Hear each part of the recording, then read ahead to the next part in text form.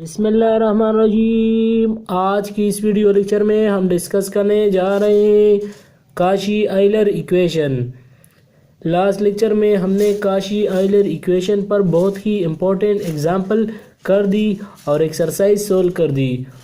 आज हम जाएंगे काशी आइलर इक्वेशन को सब्स्टिट्यूशन तरीके से सोल्व करेंगे। यानी हमारे पास अगर कोई सब्स्टिट्यूशन आ जाए, यानी यहाँ पर जो y है या x है सब्स्टिट्यूट करें, तो यहाँ पर e⁻t को अगर हम सब्स्टिट्यूट करें तो कैसे सोल्व करेंगे, तो इसका तरीका आज हम सिखाएंगे। तो वही मेथड अप्लाई करेंगे, लेकिन यहाँ पर थोड़ा न्यू कंसेप्ट एक मेथड है जो यहाँ पर यूज़ होगा, मैं आपको बताता हूँ। तो कौन सा मेथड अप्लाई करेंगे, यहाँ पर हम अनडिटरमिन्ड कोएफिशिएंट मेथड अप्लाई करेंगे। इसको हम यूसी मेथड भी कहते हैं। लास्ट जितने भी एक्सरसाइज थे आपने अनडिटरमिन्ड कोएफिशिएंट को पढ़ा था, लेकिन यहाँ पर मैं आपको और भी डिटेल में डिस्कस करूँगा कि ये तरीका किस तरीके से काशी आइलर इक्वेशन को हम यूसी मेथड को सोल्व करेंगे। तो सबसे पहले हम यहाँ पर एक एग्ज़ाम्पल आपके बुक में दिया था, तो यहाँ पर मैंने सोल्व किया था, लेकिन यहाँ पर मैं आपको सबसे पहले इस सब्स्टिट्यूशन का तरीका बताता हूँ कि इसका सब्स्टिट्यूशन कैसे करेंगे। इसका सब्स्टिट्यूशन का तरीका ये है कि हम यहाँ पर x की जगह e⁻t को लिखेंगे। जब e⁻t को लिखेंगे तो यहाँ पर इसकी जगह हम नेचुरल लॉग x = t भी लिख सकते हैं। क्योंकि अगर हम इसका नेचुरल लॉग ले लें तो यहाँ पर नेचुरल लॉग e कैंसिल हो जाएगा, तो t = नेचुरल लॉग x आ जाएगा। क्यों नेचुरल लॉग और e कैंसिल हो जाएगा? क्योंकि ये इन्वर्स फंक्शन है और इन्वर्स फंक्शन हमेशा एक दूसरे के साथ क्या होता है, ख़त्म होते हैं। तो यहाँ पर हमने नेचुरल लॉग x = t लिख लिया। अब यहाँ पर हम इस डिफरेंशियल इक्वेशन को आप देखें तो ये dy/dx फॉर्म में है और आपके साथ क्या दिया गया है, dx/dt फॉर्म में है। तो कैसे लिखेंगे, तो सबसे पहला जो स्टेप होगा, जो y फॉर्म में लिखेंगे तो यहाँ पर चेन रूल अप्लाई करेंगे। अब चेन रूल आपने पढ़ा होगा कि हमारे पास अगर दो फंक्शन आ जाए और 3 पैरामीटर हो, यानी x, y और t हो, तो इसको बजरिया चेन रूल के ज़रिए ही हम सोल्व कर सकते हैं। तो सबसे पहले यहाँ पर भी आप देखें तो ये एक t है, एक x है और दूसरा y है। तो कैसे सोल्व करेंगे, सबसे पहले dy/dx लिखेंगे, फिर dy/dx आप लिख सकते हैं और dt/dt भी लिख सकते हैं। तो जब dt को यहाँ ऊपर एक रखे और यहाँ जो दूसरा नीचे होता है तो ये यहाँ शिफ्ट करे और दूसरा यहाँ शिफ्ट करे, तो ये dt/dx हो जाएगा। समझ गए। और हमने सपोज किया था कि x = e⁻t है, तो इसका डेरिवेटिव ले लो। तो सबसे पहले हम अगर इसका डेरिवेटिव ले लें तो इसका डेरिवेटिव क्या आता है, विद रिस्पेक्ट टू t ले लो, तो ये with respect to t 1/x आएगा। क्योंकि हमारे पास ये नेचुरल लॉग x है और इसका derivative with respect to x क्या होता है, t क्या होता है, इसका x 1/x होता है। नेचुरल लॉग आपने पढ़ा होगा कि इसका डेरिवेटिव क्या होता है, 1/x होता है। यहाँ पर भी आप ले सकते हैं, लेकिन यहाँ पर भी विद रिस्पेक्ट टू x लेंगे आप। समझ गए। तो यहाँ पर मैंने उल्टा लिख लिया है ताकि आपको ये वाला स्टेप आसान हो जाए। तो 1/x लिख लिया और यहाँ पर अगेन डेरिवेटिव dx/dt आ गया और = 1 आ गया। अब क्या करेंगे, तो अगर मैं इन दोनों को उल्टा कर दूँ तो dx/dt आ जाएगा =x। यहाँ पर इस तरह भी हम लिख सकते हैं। अब इसका रेसिप्रोकल करें तो इसका रेसिप्रोकल क्या होगा, dt/dx। और हमारे पास ये टारगेट है और हमारा टारगेट क्या है, dy/dx को फाइंड करना है। तो यहाँ पर dt/dx हमने फाइंड कर दिया और dy/dt जो है वो हम इसके साथ लिखेंगे। तो यहाँ पर dy/dt लिखेंगे तो जाते हैं। तो यही तरीका मैंने अप्लाई कर दी और यहाँ पर वो dy/dt इसके साथ लिख दिया। अब क्या करेंगे, अब आपके साथ जो गिवन इक्वेशन है वो सेकंड ऑर्डर है, तो सेकंड ऑर्डर के लिए इसका अगेन डेरिवेटिव लेंगे। तो अगेन डेरिवेटिव जब हम लेंगे तो ये डबल डेरिवेटिव होगा, विद रिस्पेक्ट टू x लेंगे और ये 1/x आ जाएगा। तो यहाँ पर दो फंक्शन है। तो जब दो फंक्शन हमारे पास आ जाए तो यहाँ पर हम कौन सा रूल अप्लाई करेंगे, प्रोडक्ट रूल। तो first function derivative of second with respect to X मैंने आपको बता दिया, प्लस सेकंड ये प्लस सेकंड फंक्शन है, प्लस सेकंड फंक्शन अपनी जगह पर, और डेरिवेटिव ऑफ फर्स्ट क्या है, 1/x का डेरिवेटिव क्या होता है, -1/x² होता है। आप खुद ही चेक कर सकते हो, x⁻−1 का डेरिवेटिव -1 को मैंने पहले लाया और 1/x² हो गया। अब क्या करेंगे, तो 1/x अपनी जगह पर आ जाएगा, और इसका डेरिवेटिव ले लो तो d² डिवाइड बाई dt² आएगा, और यहाँ पर 1/x था तो 1/x मैंने यहाँ पर कॉमन कर दिया। अब ये अपनी जगह पर आ जाएगा और ये अपनी जगह पर, और यहाँ दोनों में dy/dt कॉमन है तो मैंने कॉमन कर दी, तो dy/dt, और यहाँ पर ये अपनी जगह पर आ जाएगा जो पहला हमारे पास आ रहा है। यहाँ पर 1/x² इन दोनों को मल्टीप्लाई कर दिया, तो इसके साथ जब मल्टीप्लाई कर दिया तो 1/x² हमारे पास अपनी जगह पर आ जाएगा, और यहाँ पर d² ये अपनी जगह पर और ये अपनी जगह पर आ गया। अब क्या करेंगे, अब सिर्फ सब्स्टिट्यूशन करेंगे, क्योंकि हमारे पास गिवन फंक्शन किस फॉर्म में है, सेकंड ऑर्डर में है। तो सेकंड ऑर्डर की डेरिवेटिव ये है, और फर्स्ट ऑर्डर की डेरिवेटिव हमारे पास ये आ गई। अब हमारे पास गिवन इक्वेशन किस फॉर्म में देखते हैं।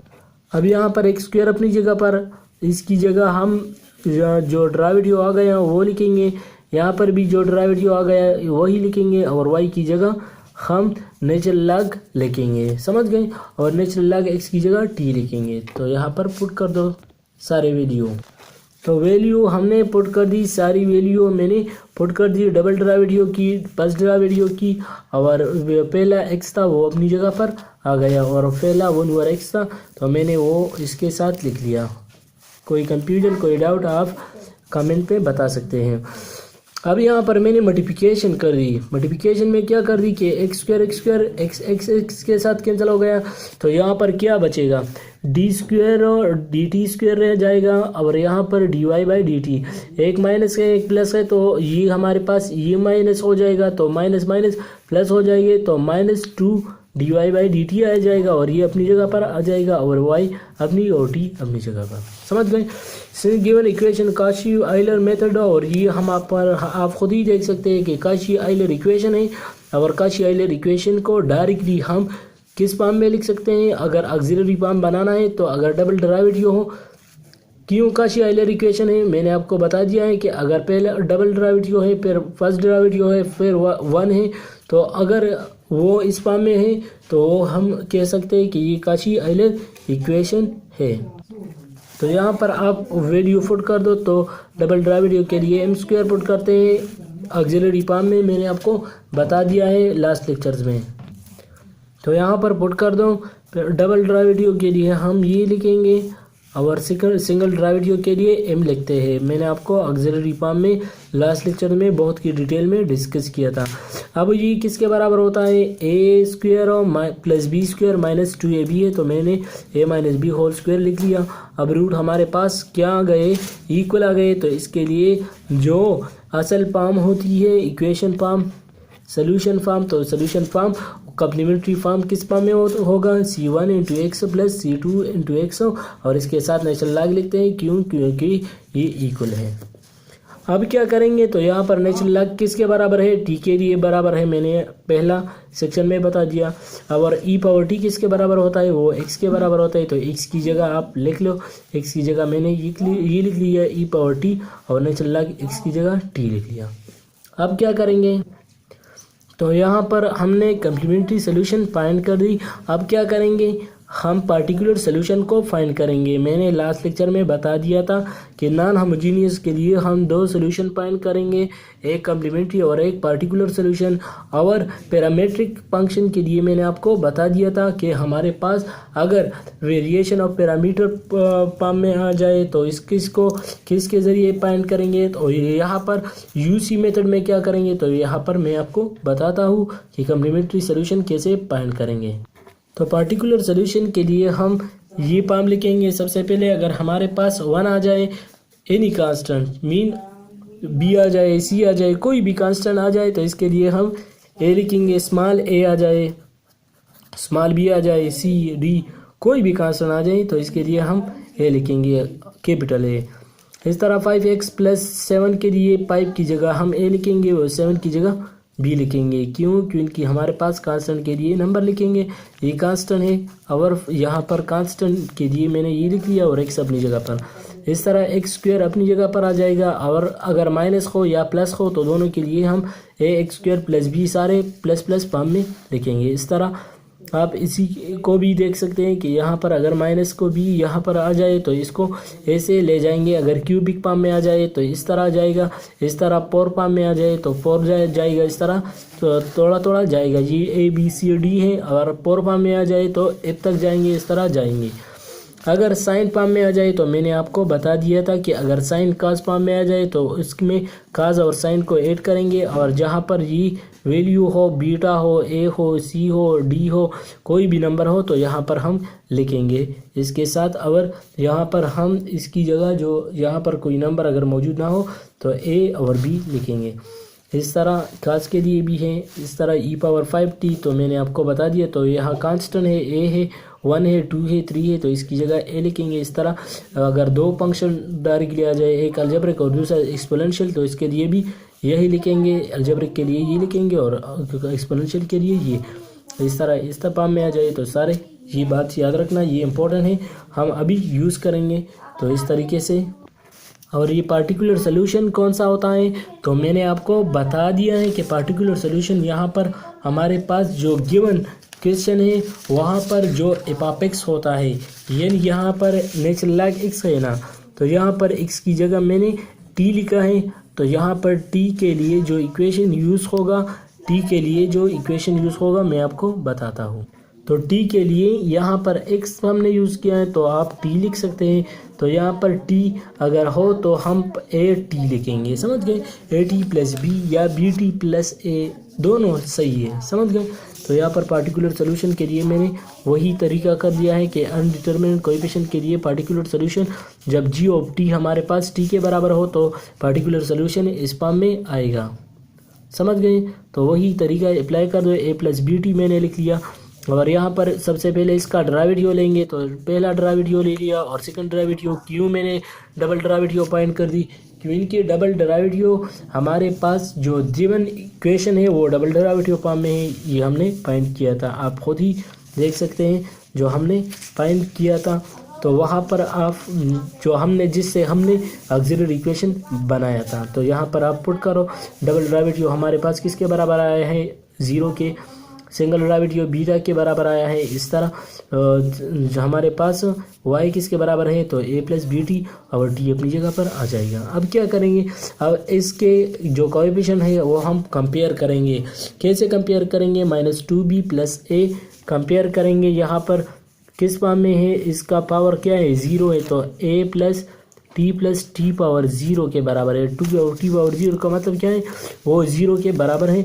तो यहाँ पर हम लिखेंगे कि -2b + a = 0 है, यानी इसका जो कोई भी पावर मौजूद नहीं है, तो = 0 और -2 अपनी जगह पर लिखेंगे। और यहाँ पर अगर आप देखें तो bt = t है, यानी इसके कंपेयरिंग कोएफिशिएंट में है एक वैल्यू है, तो b = क्या आ गया? 1 आ गया। क्यों? क्योंकि t कैंसिल हो गया और हमारे पास 1 आ गया। इस तरह आप यहाँ पर b की वैल्यू पुट कर दो तो 1 आ गया, तो यहाँ पर a की वैल्यू भी आ गई और हमारे पास पार्टिकुलर सोल्यूशन किस फॉर्म में आ गया? यहाँ पर a और b की वैल्यू पुट कर दो तो हमारे पास y(v), यहाँ पर a की वैल्यू भी पुट कर दो और b की भी वैल्यू पुट कर दो तो t फॉर्म में आ गया। अब क्या करेंगे? तो हमारे पास किस फॉर्म में y की value? y of complement solution, और पार्टिकुलर सोल्यूशन के लिए लिख लो। तो कॉम्प्लीमेंट सोल्यूशन हमारे पास किस फॉर्म में आ गया? ये फॉर्म में आ गया था और पार्टिकुलर सोल्यूशन इस फॉर्म में आ गया, इसलिए ये हमारे पास रिप्लेस कर दो अपने ओरिजिनल इक्वेशन में। तो ओरिजिनल इक्वेशन हमारे पास इस फॉर्म में आ गया। क्यों? क्योंकि हमारे पास t किसके बराबर होता है? नेचुरल लॉग, और यहाँ पर t हमारे पास किसके बराबर है? नेचुरल लॉग, और यहाँ पर e⁻t किसके बराबर था? x के बराबर था, आपने सपोज किया था। अब क्या करेंगे, यहाँ पर हमारे पास क्वेश्चन नंबर 35 की तरफ आप देखते हैं, हमारे पास डिफरेंशियल इक्वेशन जॉर्डेनस जेल का है। तो यहाँ पर आपको क्वेश्चन दिया गया है, वही तरीका करेंगे, सब्स्टिट्यूशन ई पावर टी के ज़रिए करेंगे, लेकिन यहाँ पर आपको एक्स स्क्वायर फॉर्म में है, तो एक्स स्क्वायर की जगह हम ई पावर 2t लिखेंगे। क्यों? क्योंकि आप नेचुरल लॉग की जगह लिख लो, तो जब नेचुरल लॉग की जगह ये लिखेंगे तो ई पावर टी किसके बराबर आ जाएगा, ई पावर 2t। आप खुद ही चेक कर सकते हैं। इस तरह ऑक्सिलरी फॉर्म हमारे पास इसका क्या आएगा, क्यों? क्योंकि हमारे पास एक्स स्क्वायर पर अगर आप डिवाइड करेंगे तो ये हमारे पास, ये मैंने आपको बताया है, आप इससे लास्ट वीडियो में आप देख सकते हैं। क्योंकि हमारे पास डबल डेरिवेटिव के लिए हम सपोज करते हैं कि x y equal to x power m और वाई डैश हमारे पास x power m into x power m minus 1। मैंने ये सारे इसके अंदर पुट कर दी थी, आप खुद ही चेक कर सकते हैं, जिस तरह हमने लास्ट सेक्शन में कर दी कि हमारे पास पहला डेरिवेटिव इसका क्या होगा, सेकंड डेरिवेटिव मैंने इसका सब्स्टिट्यूशन कर दिया और इसका डायरेक्टली मैंने ये इक्वेशन लिख ली। अब मैं इसका ऑक्सिलरी इक्वेशन लिखता हूँ, तो ये एम स्क्वायर हो गया प्लस 9m प्लस 8 आ गया। अब इसके जो रूट आएंगे तो ये इस फॉर्म में आ गए, ये हमारे पास इसके रूट आ गए, एक -8 आ गया और एक -1 आ गया। अब क्या करेंगे, यूसी मेथड अप्लाई करेंगे। यूसी मेथड में हम क्या करेंगे, अब आपके साथ जो गिवन फॉर्म है ई पावर 2t है, तो क्या करेंगे, तो ई पावर 2t की जगह हम 2a ई पावर 2t लिख सकते हैं। ए पावर 2t है और इसका डेरिवेटिव ले लो, डबल डेरिवेटिव ले लो और वहाँ पर पुट कर दो, जिस तरह पहले क्वेश्चन में मैंने कर दिया। तो सारा पुट कर दिया, जब पुट कर दिया तो इन तीनों को मैंने प्लस कर दिया, तो 30 आ गया और 1/a और a cancel, E power 2t और ई पावर 2t कैंसिल हो गया, तो 30a आ गया और ये हमारे पास 1/30 हो गया। अब कम्प्लीमेंट्री सोल्यूशन भी आ गया, पर्टिकुलर सोल्यूशन भी आ गया, तो दोनों को प्लस कर दो, तो ये हमारे पास सारा सोल्यूशन आ गया। इस तरह क्वेश्चन नंबर 36 की तरफ देखो, तो ये भी वही क्वेश्चन है। सबसे पहले हम इक्वेशन को बनाएंगे किस तरीके से, काशी आइलर इक्वेशन के ज़रिए, और हम सब्स्टिट्यूट करेंगे y equal to x power m, फिर इसके डेरिवेटिव लेंगे, फिर डबल डेरिवेटिव और इस गिवन इक्वेशन में पुट करेंगे। सबसे पहले होमोजीनियस फंक्शन को बनाएंगे, इसके बाद नॉन होमोजीनियस पर आएंगे। तो नॉन होमोजीनियस का डायरेक्टली मैंने सब्स्टिट्यूशन कर दिया और मेरे पास ये आ गया। और नेचुरल लॉग एक्स स्क्वायर किसके बराबर होता है, 2t। आप खुद ही चेक कर सकते हैं कि ये हमारे पास इसका डबल डेरिवेटिव अगर हम ले लें तो 2t आएगा और ये हमारे पास गिवन इक्वेशन आएगा। अब क्या करेंगे, ऑक्सिलरी इक्वेशन बनाओ, तो m square minus 5m plus 6 equal to, ये किसके बराबर है, 0 के बराबर आ गया। समझ गए? अब क्या करेंगे, तो ये सबसे पहले हमने ऑक्सिलरी इक्वेशन बना दिया और हमारे पास रूट आ गए। जब रूट आ गए, अब हम क्या करेंगे, यूसी मेथड अप्लाई करेंगे। तो यूसी मेथड अप्लाई करने के बाद क्या करेंगे, यूसी मेथड हमारे पास जो गिवन इक्वेशन है 2t फॉर्म में है और 2t जब हमारे पास आ गया तो ये a और a t अपनी जगह पर प्लस b लिखेंगे, तो a t प्लस b मैंने लिख दिया। अब क्या करेंगे, इसका पहला डेरिवेटिव लेंगे, दूसरा डेरिवेटिव लेंगे, तो दोनों का डेरिवेटिव ले लिया और ये हमारे पास जब दोनों को यहाँ पर पुट करेंगे, जो गिवन इक्वेशन है, ये हमारे पास गिवन इक्वेशन है, तो इसमें पुट कर दो, तो ये हमारे पास इस फॉर्म में आ गया। यानी double derivative, first derivative, second derivative की वैल्यू मैंने पुट कर दी और a और b की वैल्यू मैंने फाइंड कर दी। जब दोनों की वैल्यू आ गई तो हमारे पास ये असल फॉर्म में आ गया, यानी ये कम्प्लीमेंट्री और पार्टिकुलर सोल्यूशन दोनों का सोल्यूशन हो गया। अब मैं ओरिजिनल फंक्शन में लाता हूँ, तो ओरिजिनल फंक्शन ई पावर 2t की जगह हम क्या लिखेंगे, एक्स स्क्वायर, यहाँ पर ई पावर 3t की जगह एक्स क्यूब और इस तरह नेचुरल लॉग और 5/18 अपनी जगह पर लगाएंगे। 37 नंबर क्वेश्चन की तरफ देखो, तो ये भी वही क्वेश्चन है, यहाँ पर आपको दिया गया है। मैंने डायरेक्टली इसका सोल्यूशन लिख लिया क्योंकि बहुत ही लंबे क्वेश्चन है, इसलिए मैं डायरेक्टली सोल्यूशन लिखता हूँ और मैंने वही ऑक्सिलरी इक्वेशन लिख लिया। और इस तरह हमने ये क्वेश्चन को यूसी मेथड पर ला दिया और मैंने ये किस फॉर्म, क्यों इस फॉर्म में लिख लिया, क्योंकि हमारे पास जो रूट आ गए वो हमारे पास इस फॉर्म में आ गए और वो हमारे पास क्या आ गए, ये दोनों रूट हमारे पास क्या आ गए, डेस्टिन, यानी हमारे पास कॉम्प्लेक्स कंजुगेट आ गए। तो इसलिए मैंने कॉम्प्लेक्स कंजुगेट के लिए बीटा की जगह 3 लिख लिया और अल्फा की जगह ई लिख लिया। समझ गए, 2 लिख लिया। अब यहाँ पर यूसी मेथड अप्लाई कर दो, तो हमारे पास गिवन इक्वेशन 4t पाम में है। तो मैंने आपको जो पहला क्वेश्चन में बता दिया a+b और e⁻t मैंने लिख लिया।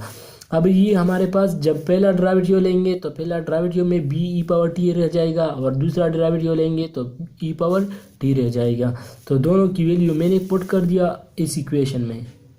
तो दोनों की वैल्यू हमारे पास a की वैल्यू हमारे पास इस फॉर्म में आ गया और a और b की वैल्यू में किस तरह फाइंड करता हूँ, कंपेयरिंग कोएफिशिएंट कर दो तो 13a = 4 आ गया और 13 डिवाइड बाई 4 4 डिवाइड बाई 13 आ गया। तो a की वैल्यू आ गई। इस तरह b की वैल्यू e⁻t के साथ कैंसिल हो गया और 10b डिवाइड बाई 3 आ गया तो 3/10 आ गया।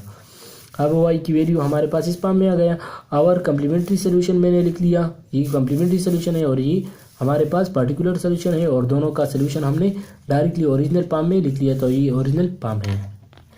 अब 38 क्वेश्चन की तरफ देखो तो ये भी वही क्वेश्चन है, यहाँ पर वही तरीका अप्लाई कर दो। तो यहाँ पर सिर्फ डिफिकल्ट जो होता है वो ये इक्वेशन होता है, यानी यूसी मेथड में ये फॉर्म बनाना। ये भी आसान है, a² + bx + c ये भी लिखना आसान है, लेकिन कई सारे स्टूडेंट को ये तरीका नहीं आता। तो यहाँ पर हमने डायरेक्टली ऑक्सिलरी इक्वेशन बना दिया, रूट आ गए और रूट करने के बाद हम क्या करते हैं, ये कम्प्लीमेंट्री सोल्यूशन बनाते हैं। इसके बाद हम पार्टिकुलर सोल्यूशन के लिए यूसी मेथड में क्या करते हैं कि ये हमारे पास a b c की वैल्यू फाइंड करेंगे। तो कैसे फाइंड करेंगे तो मैं बताता हूँ। तो ये हमारे पास कम्प्लीमेंट्री सोल्यूशन है और पार्टिकुलर सोल्यूशन के लिए a b c की वैल्यू फाइंड करना ज़रूरी होता है। तो a b c की वैल्यू किस तरह फाइंड करेंगे तो सबसे पहले यहाँ पर इसकी वैल्यू पुट कर दो जो गिवन इक्वेशन है। हमारे पास 1 + 2e⁻2t है और प्लस 2e⁻2t है। तो यहाँ पर मैंने पुट कर दिया और इसके UIP की जगह मैंने पुट कर दिया और इसके कोएफिशिएंट कंपेयर कर दो इसके साथ। तो 1 किसके बराबर है, a के, इस तरह b e⁻t 2 के बराबर है, इस तरह c 1 के बराबर है। तो मैंने वैल्यू पुट कर दिया। तो हमारे पास इसी फॉर्म में एक इक्वेशन आ जाएगा और यहाँ पर a की वैल्यू हमारे पास इस फॉर्म में आ जाएगा, b की वैल्यू इस फॉर्म में और c की वैल्यू इस फॉर्म में आ जाएगा। अब का पार्टिकुलर और कम्प्लीमेंट्री सोल्यूशन फाइंड करेंगे तो हमने डायरेक्टली फाइंड कर दिया और पार्टिकुलर और कम्प्लीमेंट्री सोल्यूशन की जो ओरिजिनल इक्वेशन है वो इस फॉर्म में आ जाएगा। इस तरह क्वेश्चन नंबर 39 की तरफ देखो तो ये भी वही क्वेश्चन है जो आपको बता रहा है कि सब्स्टिट्यूशन कर दिया, ऑक्सिलरी फॉर्म बनाया, अब यूसी मेथड अप्लाई कर दिया। यूसी मेथड अप्लाई करने के बाद हमारे पास a की वैल्यू आ गई। a की वैल्यू फाइंड करने के बाद हमारे पास कम्प्लीमेंट्री सोल्यूशन आ गया और पार्टिकुलर सोल्यूशन भी आ गया। तो ओरिजिनल इक्वेशन इस फॉर्म में आ गया। क्वेश्चन बहुत ही लॉन्ग है, अगर मैं आपको एक हर एक क्वेश्चन बहुत ही डिटेल में करूँगा तो सारा दिन गुजर जाएगा और सारा क्वेश्चन ऐसे ही रह जाएंगे। तो वही मेथड है, एक मेथड को अच्छी तरह मैंने आपको एक्सप्लेन कर दी। अब यहाँ पर क्वेश्चन नंबर 40 की तरफ देखें तो यहाँ पर मैंने आपको अगेन बहुत ही डिटेल में डिस्कस किया है। आप खुद ही देख सकते हैं क्यों मैंने बहुत ही डिटेल में डिस्कस कर दिया, क्योंकि हमारे पास अब थर्ड डेरिवेटिव का है।